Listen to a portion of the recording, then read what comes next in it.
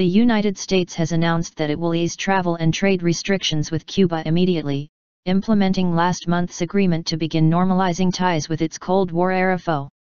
While a U.S. trade embargo remains in place, rule changes taking effect from Friday will ease restrictions on travel, raise a limit on remittances, allow U.S. banks to establish accounts in Cuban banks, facilitate telecommunications services with the island and allow exports of communications devices and supporting services.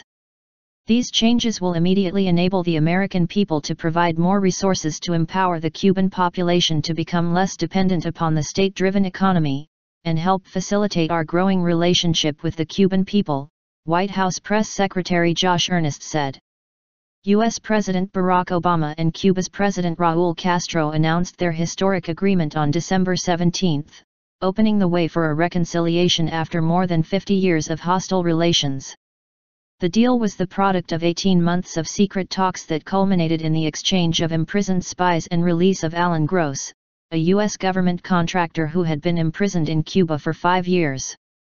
The sudden reconciliation between the longtime foes has divided U.S. politicians across party lines and interests, but some pro-business types have welcomed the opportunity to open up a new export market in a country so close to U.S. shores. The U.S. and Cuba are scheduled to hold migration talks in Havana next week, the next step in their normalization process.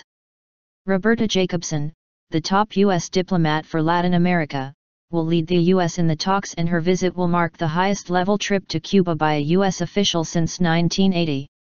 Further down the road, Washington envisions reopening the U.S. Embassy in Havana and carrying out high-level exchanges and visits between the governments.